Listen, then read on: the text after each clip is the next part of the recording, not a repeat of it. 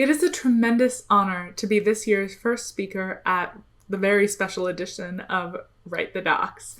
And I'm especially grateful that I get to share this talk with you right now, even though we're physically far apart. Just 2 years ago, I attended my first Write the Docs, and a speaker named Kat King gave a talk about developer empathy. I believe that we, as technical writers and as a part of the Write the Docs community, are an especially empathetic group. But empathy isn't enough to make us advocates. I believe we're ready to move beyond just talking about empathy and actually start applying some accessibility in our documentation. A quick note, in case you haven't already used this acronym before or seen it, a11y stands for accessibility because there are 11 letters between A and Y in the word accessibility.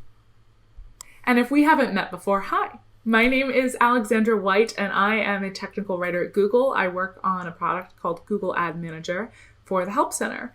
And I'm also an advocate for documentation accessibility.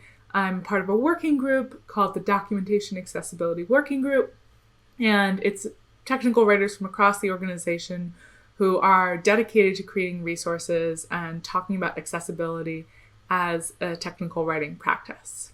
We have to remember to think about accessibility needs in documentation, and from the moment that we choose our tools to import our documentation into, to our writing process, to creating any associated visuals, etc. Speaking of empathy, speaking of caring, I would be remiss not to use this opportunity to say loudly, Black Lives Matter. Accessibility must be a part of our anti-racist work. Black disabled lives matter. So often the disabled community is left out of public discourse, and it's really important to specifically draw attention to an already double marginalized community. I'll talk a little bit more about the Black disabled community in a moment, but for now, thank you for being here and thank you for caring and tuning in. For the rest of our time together, I'm going to start with a little refresh of why we care in case there is in fact somebody here who isn't quite sure why accessibility is on the agenda. And then I'll cover where we can make the most change with our words. Accessible language. You'll hear about accessible design and structuring our documents and the importance of testing. I'll also share some ways for you to advocate from within your position about the importance of accessibility to the rest of your colleagues. Finally, I'll leave you with some next steps and final takeaways. Why is accessibility on the agenda at Write the Docs? The term accessibility has a lot of different meanings in different contexts. The W3C, the global organization which sets the standards for the internet, defines web accessibility as websites, tools, and technologies designed and developed so that people with disabilities can use them. 4.13 billion people on Earth are using the internet. 28% of them, or over 1 billion internet users, have some form of visual impairment. That could mean anything from wearing glasses in order to read, to colorblindness, astigmatisms, folks who are blind, any sort of visual impairment. There are 19% of the internet users, or about 78 million internet users, have a cognitive disability. And that's inclusive of intellectual disabilities and developmental disabilities. There are folks who have auditory disabilities, speech, physical, neurological, so many different variations of disabilities. With all of the 4.13 billion, some internet user, some of the billion people who are visually disabled, at least, if not with other disabilities, are bound to be users of your product. Also probably included in your audience are Black people. 13% of the United States population is Black. But in our current pandemic, according to the CDC, as recently as June 25th, the Black community is being hospitalized at 5 times the rate of non-Hispanic white people. That's wild. Racial justice intersects in employment, housing, education, and health. We still don't know what the long-term consequences are of COVID-19, and all we know is that Black people are suffering more. Historically, they have been suffering more, and in this pandemic, they are suffering more. 1 in 4 Black adults has a disability of some kind. And that's inclusive of all types of vision, movement, cognitive, auditory, social, etc. 37% of Black disabled people live in poverty. This is really important to know when you think about access to various technologies and assistive technologies. Black disabled lives matter. Be intentionally anti-racist and be intentionally caring about accessibility. When I talk about intentionally caring about accessibility and accessible design, I don't mean universal design.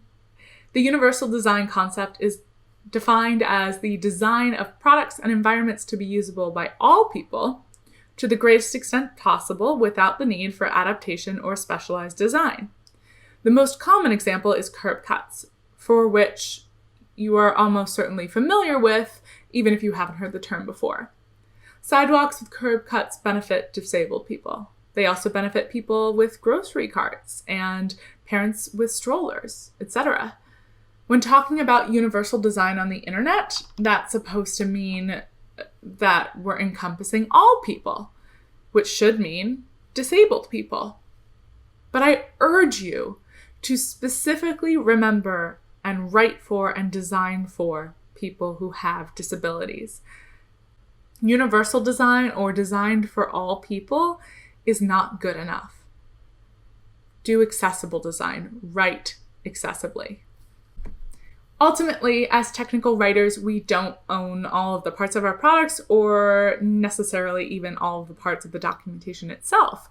We might rely on other writers. We might have control over the website our documentation is hosted on. We might not. An accessible product, too, does not mean that your documentation is accessible. It requires specific thought. We can be resource providers, though. We can strive to be allies, to continuously gain expertise in education.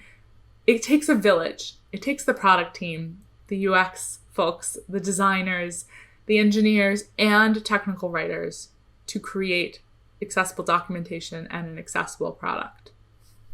The best place for technical writers to start is where we can do the most good, which is our language. It's where we have the most control. Accessible language is not always easy to test for, though there are some products that try. We must often backtrack and fix our older materials, especially as we learn and have more inclusive thoughts. Moving forward, try to think about accessible language in every piece of documentation that you publish. And when thinking about accessible writing, it's important to be inclusive and think globally. Inclusive language reflects your user's diversity and the stories that you want to tell. Diversity includes race, class, and gender. It also includes neurodiversity and ability and location and so much more. To be inclusive, define your jargon. It's always important to introduce new concepts by providing a definition that a user can refer to. When I first started at Google on the product Google Ad Manager, I was told by my colleagues it would take 6 months to a year to feel comfortable and fully understand the product. I am a year and a half in and I still don't fully understand the product. It is incredibly complex. I understand the niche and the niches of the product that I cover. Part of what made it so hard to get up to speed was just how many acronyms were being used, not just in the product, but internally. There is a lot to get through, and there was no necessarily one place that had a list of all of the terms. Please provide definitions for all of the terminology that you use. All that said, despite the difficulty of acronyms, use technical language. Many guides definitely talk about using simple language instead to be accessible, but other than the argument against the word simple, for which I invite you to watch Jim Fisher's talk from Write the Docs in 2018, there is an idea of using easy to understand language. That isn't always the right approach. Technical language always translates better. Don't use a less specific word if it's not going to fully explain what you need the user to understand. Don't say put when you mean install. Use gender-neutral pronouns. Even for products that might seem like they're gender-specific, gender is a lot more nuanced and fluid than that. The best example that I can think of personally is period products. I think traditionally people think about those as they're for women. But period products are for people who have vaginas who menstruate, which is different than gender. Don't use she or her, use they. Use informative link text. Uninformative link text is very much not helpful for keyboard navigation, and it's really frustrating for folks who are using assistive technology. It also improves your search engine optimization to have informative link text. So change it. If we can leave this talk and ban learn more links, I'm going to be so excited. Let's do it. Not right now, not right this second. Please stay here present in this talk with me and watch the rest of the talks of the next couple days. But after that, priority number 1, get rid of learn more. Avoid ableist language. For example, the phrase, as you can see, implies that the reader has a capacity for vision. Don't use the word insane or crazy. Don't use the words cripple or dumb. There's a large variety of pieces of language that are ableist. Avoid visual cues and directional language. This is really useful to think about when thinking about screen readers and thinking about folks who may not experience the product in the same way that you anticipated. Describing a place to click as a red button isn't particularly helpful for those using assistive technology or for folks who are colorblind. And describing where the button is, such as below the headline, may not be helpful, again, for keyboard navigation or for somebody on a different device. Avoid terms which can be replaced with technical concepts, even if they might be widely used. Don't perpetuate racism, bias, and harm. Remember, Black Lives Matter. The terms blacklist and whitelist can be replaced with blocked and allowed. The term native can often be replaced with built-in when you're talking about features that are built into a product. Indigenous lives matter too. There might be times when those words are used in the product itself, and it is important to match our documentation to the product so that users know what you're talking about. But that's an opportunity to advocate, to go to the folks who are building your product, to the engineers, and get that language changed. Being inclusive also means writing for a global audience. So often, especially in the US, we think in American English first. And there are folks who live in the United States and all over the world who English isn't their first language or second language or third language or even fourth language. And there are folks who don't speak English at all, who might be looking at your content through a translator. We can write our documentation in such a way that we minimize translation and localization efforts.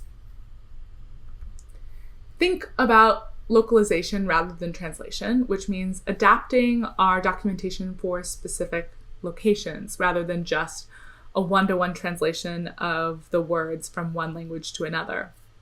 Localization includes converting currency and ensuring that there are no metaphors that are used which may be confusing in a specific location. The subject to verb to object sentence structure is also one that is commonly used in many languages, not all languages, but that structure and active language makes it easier for the translation process. Write in present tense whenever possible. If you've taken a foreign language class, then you know that tenses are just so complicated. There's more than past, present, and future. And be positive. The English language has a number of ways to formulate our language in a negative light, but we actually understand positive language 30% more, and we comprehend it so much faster. For example, the phrase no fewer than and at least mean the same thing often in English, but it's more complicated to translate no fewer than. For example, don't say add no fewer than 3 photos to your profile. Do say add at least 3 photos to your profile. Avoid ambiguity.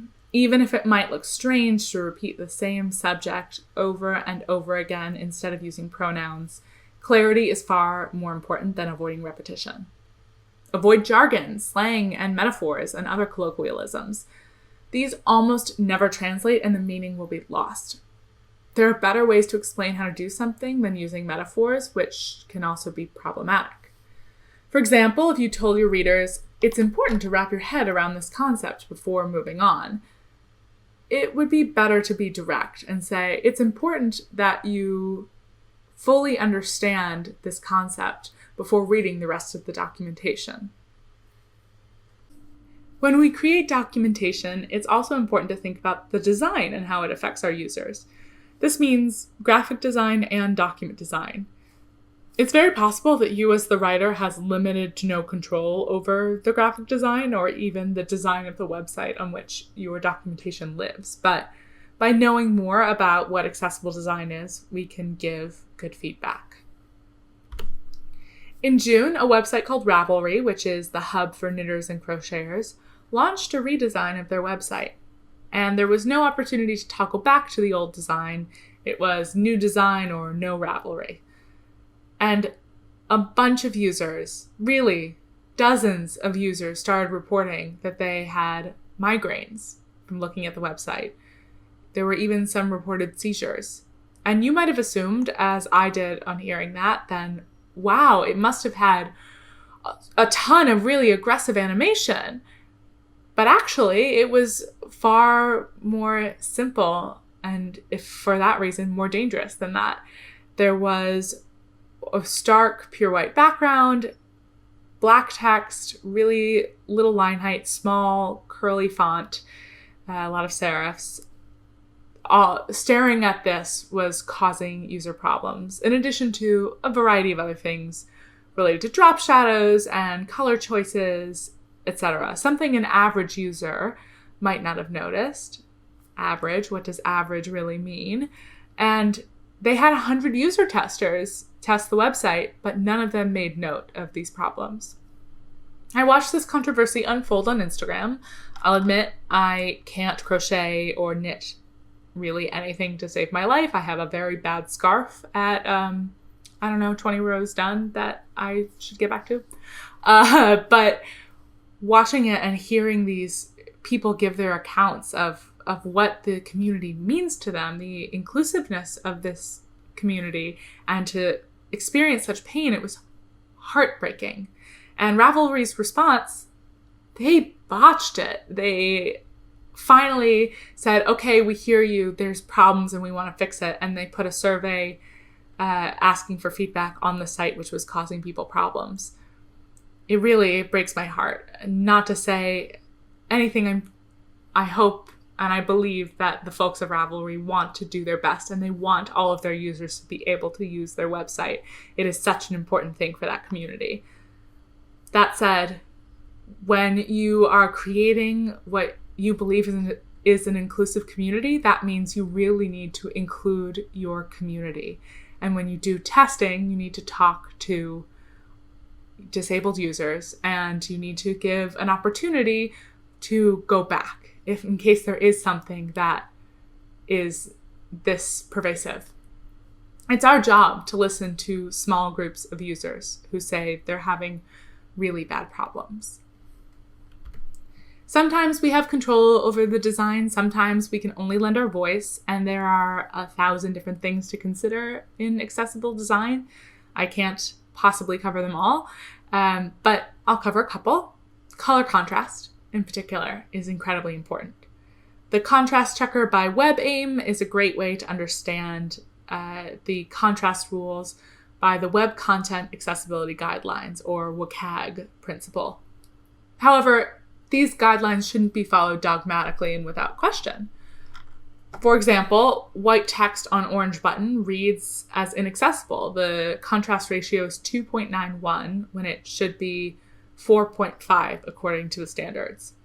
That said, there were a number of studies done that said that it was more accessible and easier to read that button than the supposed contrast passing orange button with black text. In the case of the Ravelry website, black text on a white background definitely would have passed the test. I can't say definitively, other than from the experiences that I read about, that was the main problem, but just to say, in conjunction with other factors, color contrast, even if something passes the test, doesn't necessarily mean it's accessible. Talk to your users. Design also means thinking about readability. And I'm not just talking about the readability of images for folks who are using screen readers, which we'll get into in a bit, but thinking about large blocks of text. It's exhausting to read paragraph after paragraph after paragraph with a long string of sentences where the paragraph is really long, where the language is really complex. All of those are factors in online readability and non-online readability. In high school, I remember being taught that a paragraph must have 3 to 5 sentences in order to be a proper paragraph. More often than not, on the web, when I'm writing documentation, many of my paragraphs have 2 sentences, and then I'll have a list, ordered and unordered. Long paragraphs are not skimmable, and they're difficult, and that 3 to 5 sentence rule may work for academic articles, but it doesn't work for readability online. Speaking of readability, structure of our documents is absolutely critical when talking about accessibility. Document structure is critical for understanding the flow of a document, both with clear language for subject headers, as well as the actual usability of navigation of that document for screen readers and other assistive technology. Looking like something is organized doesn't actually mean it is. It requires some technical expertise. A big key to document structure is semantic HTML. This means properly using HTML tags to tell web browsers the value of our content structure, rather than just defining it by its look. Being semantic in our articles doesn't just mean it has the appearance of structure. We must also use appropriate HTML. I often see Google Docs passed around where content looks like a heading, and it isn't actually. It's just bolded and made larger. It visually looks like a heading, but the tags don't say it is. That's the same on websites. Often when people are editing using a what you see is what you get or a WYSIWYG, they are styling the text rather than using the proper HTML tags. A header is not a header because it's big and bold. A header is a header because the HTML tag says it is. We must consciously choose the correct HTML so that our screen readers can properly navigate through our content.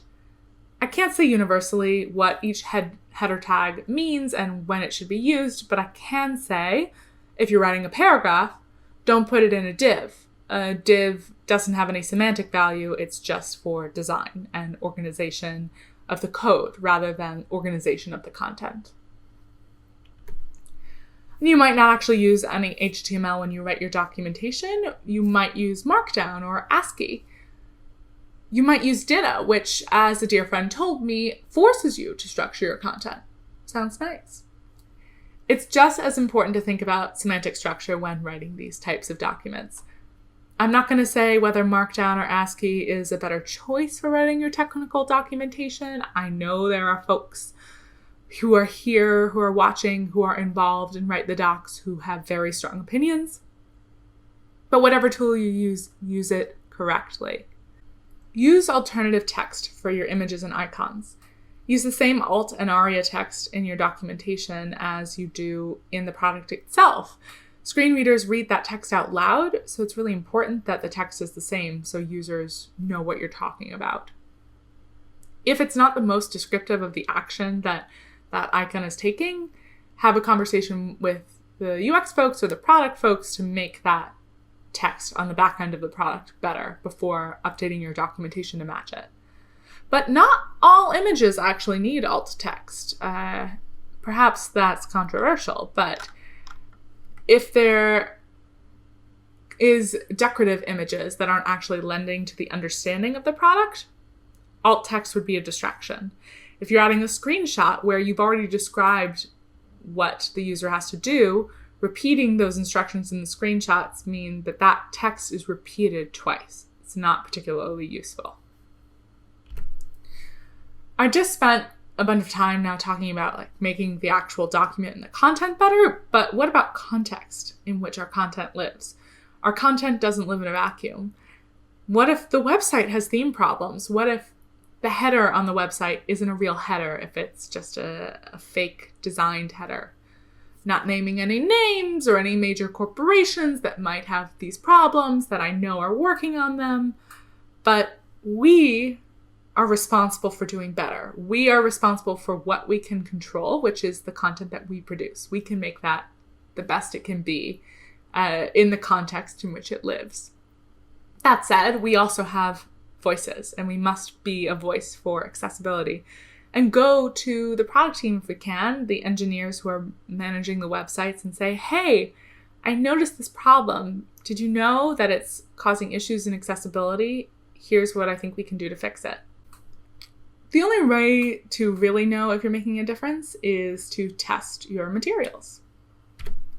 Remember that story about contrast and WCAG and Ravelry from just a few moments ago? Testing is not something we can fully automate when it comes to accessibility. It's really essential to understand how real users are interacting with our documentation and the product and receive their feedback. There could be issues that your users catch that automated systems that AI has not fully grasped are problems. Not yet, anyway. And if your product does any user testing work already, include documentation as a part of that process, because documentation is essential to our products. It's important to ask the right questions of the right people. That said, make sure that the testing group includes people who have various different disabilities, because they are the people who can speak most to those experiences. Actually try to use assistive technology too with your documentation. You might not be the intended user of that assistive technology, so the way you go about it will be different and the problems that you face will be different. This is a really good opportunity to experience what your users experience. Screen readers are probably the assistive technology that you've heard the most about. I've certainly talked about them the most, but there are various other assistive technologies such as screen magnification software, text readers, speech input software, motion tracking devices, and other alternative input devices. Earlier, I mentioned the WebAIM contrast checker as an example of a design automated tool. And remember, just because something passes the test or frankly doesn't pass the test, it's not necessarily a simple this is bad and this is good. There's more nuance. But that said, you can make better informed decisions using these tools. More often than not, this information that you get from these sorts of automation checks is indeed valuable. More important than your work as an individual or your work in a small group is creating a culture of accessibility and accountability. Though you might have a number of things now to address in your documentation, accessibility is not a checklist. You must make it an ongoing commitment to support all of your users. In an ideal world, this message comes from the top down. We rely on our managers and leadership to set the tone of what is most important so that we can do the best possible work and commit to good best practices. Speak out. Talk to your manager. If you have any privilege, if you have any influence, use it and make a difference. Your goal is not to be an expert. Your goal is not to know everything and to solve all of the problems. Your goal is to be constantly learning and to recognize that it's important to both empower yourself and others to make better change and do better for your users. At Google, every decision we make has to come with data. I'm making a change to increase or decrease because of some percentage of something. Perform an A/B test with your documentation. Show the difference that accessibility can make. Follow experts on social media, on Twitter, on Instagram. If you are a person who also got on TikTok during these COVID times, not naming any names like me, there are also accessibility advocates on TikTok. Read and share resources. There are so many articles and books and talks and even conferences that are specialized in accessibility. And here are some immediate next steps that you can start to take to help make your content more accessible. Starting with, if you don't already have accessibility in your style guide, get started right now. Right now. The 4 major sections can have the same 4 categorizations of disability that I think are the most common when thinking about creating content online. This is in no way wholly inclusive of the broad spectrum of what a disability is, but these have some easy wins. I have a style guide template for your reference, which is an active work in progress. If you have suggestions, please, if you're on GitHub, make a pull request. Let's make it better together. While I have a process for you to follow when creating new docs and updating old ones, it's important to remember that this is something that you do need to repeat. First and foremost, review accessibility principles and design guidelines. You're not going to be able to keep all of this in your head at all times. That's okay. It's important to review and refresh yourself regularly. Make sure that any icons that you include in your documentation match the alt text with your product. And while you're at it, check on the rest of the alt text in your documentation and remove it if it's not actually useful to someone who is using a screen reader or another text reader. Check your content for clarity. Have you said what you need to say in the shortest, clearest way? Have all of the acronyms and technical terms been explained somewhere? Are you using any metaphors that you can replace? Can this language easily be localized? And test your work and talk to real human beings. Specifically, talk to disabled people. Here is a small list of resources. There are so many existing accessibility writing guides out there, as well as the official guide from the United States and the EU. There were 2 great talks given in Prague in 2018 on accessibility, which I strongly encourage you to watch after all of the Write the Docs sessions from this conference from 2020 are over. Thank you for your empathy. Thank you for doing better in accessibility. Go forth and make more accessible docs. We appear to be live, and that. So we were running a little bit behind schedule, so we are just going to get into the questions, as many as we can. Woo! First question, Alexandra, have you tried mint chutney yet? I have not made mint. It is definitely something that I want to learn how to do, but I've gotten it at takeout, and what a great condiment. A+ condiment. The silver lining of the pandemic, the summer of mint. Mm-hmm. I wanted to say a little bit selfishly for myself that, as I was listening to the first few minutes of your presentation, I really appreciated a lot of the things that you made sure to mention explicitly, that Black Lives Matter, that Black disabled lives matter, and you called out a lot of reputable statistics. You talked about speaking with intentionality and explicitness, and thinking more about what diversity actually refers to.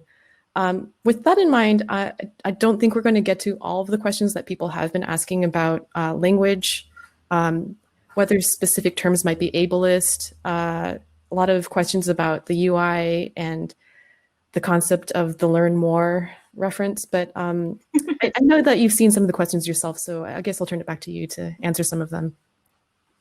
Sure. I can definitely say there is a lot of language out there and a lot of concerns about ableism in a lot of the everyday language we have, which in some ways is great. Examining the words that we've learned to use throughout our lives is really important. I'm still learning and I still make mistakes all the time. I saw a lot is the word enable ableist. And can I say definitively that it is? Not necessarily. It's more complicated than that. But if you can avoid that, avoid it. Inactive and active was a great example shared in the chat. Turn on and turn off. There's a lot of ways to avoid that language. That said, remember to, if you're writing documentation, to match whatever is in the UI, because your users rely on that language being the same to know what you're talking about. Cool. Also great to remind yourself to talk to real human beings. And I think a lot of people who are here Don't really have a problem forgetting that. So we just have maybe 1 or 2 minutes left, and I wanted to ask a question from software engineers who are ESL themselves, and any obstacles they might have with regards to diversity. But I think we might get cut off in the middle of answering that question. So let's do our best here. I'll share some follow-up resources on Twitter, but I think it's great to really push folks who are not from the US to learn about the way that racism operates here. It's so complicated and unlike anywhere else. Oh, what a place to be. Reading is important, talking to people about their experiences, and having some kindness for folks who are not from the United States to know that they will make mistakes because they don't know, or they don't always know exactly the experiences that folks have here. So definitely give space and take time to learn. Awesome. That's probably going to be our last question. I'll say that I think it's a great segue into our next presentation from Lucy about globalizing the docs, and I think we're going to stick around in the stage area for an announcement from Eric. Possibly just to ourselves, so maybe I didn't need to announce that to the world. Also waiting for some instructions from our organizers here, so thank you everybody for listening to my stream of consciousness.